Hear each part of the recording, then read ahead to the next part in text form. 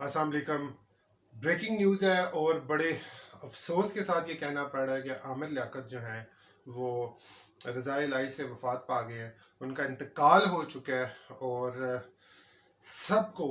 सारी कौम को, सारे पाकिस्तान को एकदम जिसने ये खबर सुनी है सबका एक ही सवाल है कि ये कैसे हुआ।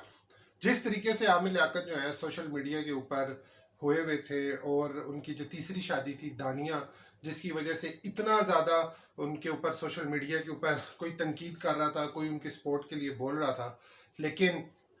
उसके बाद वो काफ़ी अपसेट भी रहे। और कहा यह जा रहा है कि दो मुलाजमों के साथ उन्होंने सुबह नाश्ता किया है और नाश्ता करने के बाद जो है उन्होंने बताया कि यार मेरे ना दिल में तकलीफ़ हो रही है। और लेकिन मुलाजिम का ये कहना है कि हमने उनको कहा कि हॉस्पिटल चलें तो उन्होंने कहा हम हॉस्पिटल नहीं जाएंगे। इस वक्त ज़राए का बताना यह है कि जनरेटर जो है उसमें धुआं भर गया था, जिसकी वजह से उनका मुलाजिम भी अंदर आया और धुआं बहुत ज़्यादा था और इस वजह से शायद उनका वो बेहोश हो गए। और जब तक उनको हॉस्पिटल लेके गए हैं तो उनका इंतकाल हो चुका था और अस्पताल जब पहुंचे हैं तो वो मुर्दा पाए गए थे। लेकिन पुलिस अपना सारा काम कर रही है। पोस्टमार्टम जो है वो निजी अस्पताल से सरकारी अस्पताल जिनाह हॉस्पिटल के अंदर भेज दी गई है। डॉक्टर्स जो हैं उन्होंने उनका एक्सरे कर लिया है और उनका काम जो है वो पोस्टमार्टम का वो स्टार्ट कर दिया गया है। उससे पता चलेगा कि क्या ऐसा हुआ है, क्योंकि सबका एक ही सवाल है कि क्या आमिर लियाकत का कोई मर्डर तो नहीं हुआ, क्या आमिर लियाकत को मारा तो नहीं गया। क्योंकि बहुत सारी वजूहात थी, बहुत सारी बातें थी जिससे शक भी ये जाता है कि शायद आमिर लियाकत को है अचानक से मार दिया गया हो या कुछ ऐसा कर दिया गया हो। लेकिन ये सारी जो इन्वेस्टिगेशन है ये तो पुलिस कर रही है, वो ही बताएगी कि आमिर लियाकत के साथ असल मामला हुआ क्या है। वो जनरेटर भी चेक कर रहे हैं, वो सारी टीम इस वक्त देख रही है कि क्या जनरेटर का धुआं इतना था कि उनके कमरे तक जा सकता था, क्योंकि वो 3 कमरों का उनका घर था। एक कमरे में वो खुद थे, एक कमरे में उनके मुलाजिम रहते थे और एक जो स्टोर था जिसके अंदर उन्होंने जनरेटर रखा हुआ था, क्या उस फ्लैट के अंदर उस जनरेटर के से उधर गया है। शवाहिद इकट्ठे किए जा रहे हैं बहुत सारे और ये सवाल सारी कौम का है कि आमिर लियाकत को ऐसा हुआ क्या है। बहुत अफसोसनाक खबर है। 3 उनकी शादियां हुई थी, तीनों ही शादियां उनकी निकाम हुई। पहली शादी में से उनका बेटा और बेटी है और फिर उन्होंने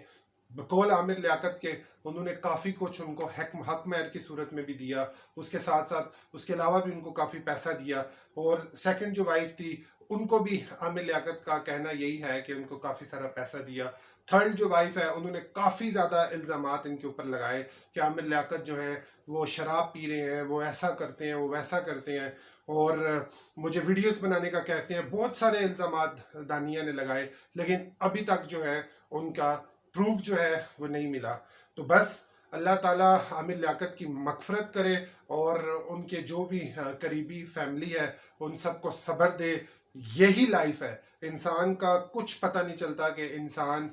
जिस रात उठे या जिस लम्हे उसके बाद उसके साथ क्या होना है। तो हम सबको अल्लाह ताला से हर वक्त माफ़ी मांगते रहना चाहिए, क्योंकि कभी किसी वक्त भी इंसान की जो जान है वो नहीं रह सकती। और क्योंकि अगर आप अपना अखलाक, अपने माल, हर चीज़ें अच्छी रखेंगे तो इंशाअल्लाह आखिरत में भी ये काम आएगी। बाकी आमिर लियाकत की अगर हम बात करें तो 1971 में वो पैदा हुए हैं और ऑलमोस्ट जो है वो 50 इयर्स के करीब उनकी एज थी। और उन्होंने रमज़ान ट्रांसमिशन से जितनी उनको उनकी किस्मत जागी है, जितना उनको कामयाबी मिली है रमज़ान ट्रांसमिशन के नाम से, और उन्होंने जब ये काम किया फिर उन्होंने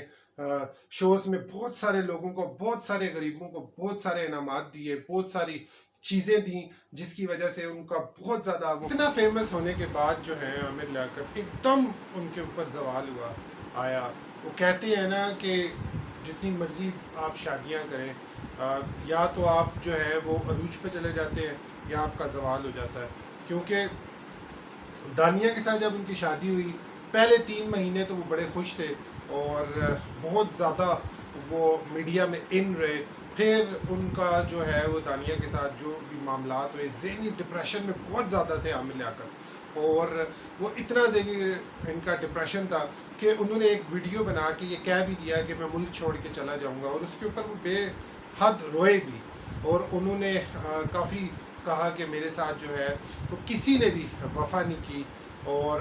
کافی ساری انہوں نے گلے شکوے کیے، اور سب سے بڑی بات ہے کہ انہوں نے کہا کہ مجھے کسی بھی چینل کے اندر مجھے کام نہیں ملا، اور کوئی بھی چینل جو ہے یہ اس دانیہ کی وجہ سے مجھے کسی نے بھی کام نہیں دیا، اور میں بڑا ڈپریشن میں رہا ہوں، میں بڑا پریشان رہا ہوں۔ ایک دم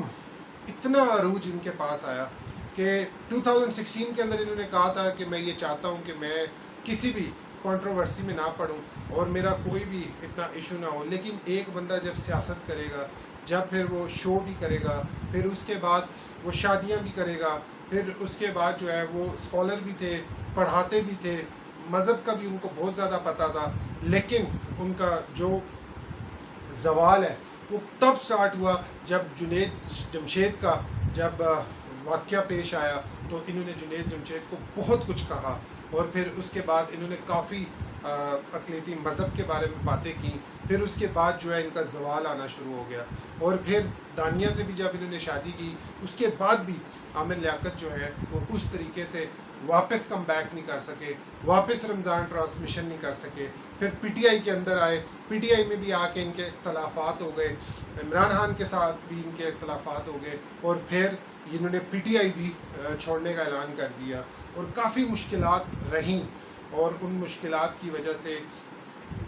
یہ کہہ لیں کہ آپ آج اور بیان دیتے تھے اور کل چینج ہو جاتے تھے، اور پھر یہ جو آخری ان کا اسپیشل جو سال گزرا ہے اس میں بڑا ڈپریشن رہے ہیں، ایک کمرے میں انہوں نے اپنے آپ کو بند کر لیا تھا اور بڑے پریشان رہتے تھے، ذہنی دباؤ عامر لیاقت میں بہت رہتا تھا، اور کہا یہ جا رہا ہے ان کے دوستوں سے اور کہ وہ بڑے پریشان تھے، ان کی فیملی کے ساتھ، فیملی ممبر ان کے ساتھ نہیں ہے، بڑی مشکلات ہیں، اور اسی طرح جب ان کی ابھی طبیعت بھی خراب ہوئی تو ملازم کا یہ کہنا ہے کہ وہ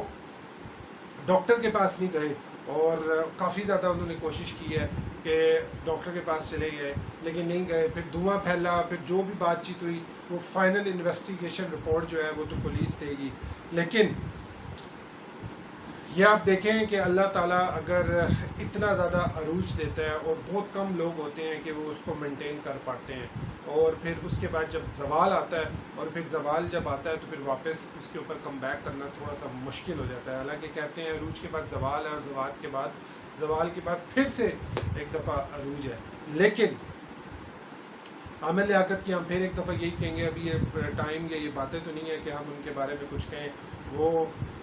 اللہ کے کتنے نزدیک تھے یہ تو عامر لیاقت صاحب کو ہی پتہ ہے، اور عامر لیاقت جو ہے ان کی اللہ تعالیٰ مغفرت کرے، انہوں نے جس طریقے سے رمضان ٹرانسمیشن میں دعائیں مانگتے تھے ان کی دعا بڑی اچھی ہوتی تھی، اور کاش وہ صرف اپنے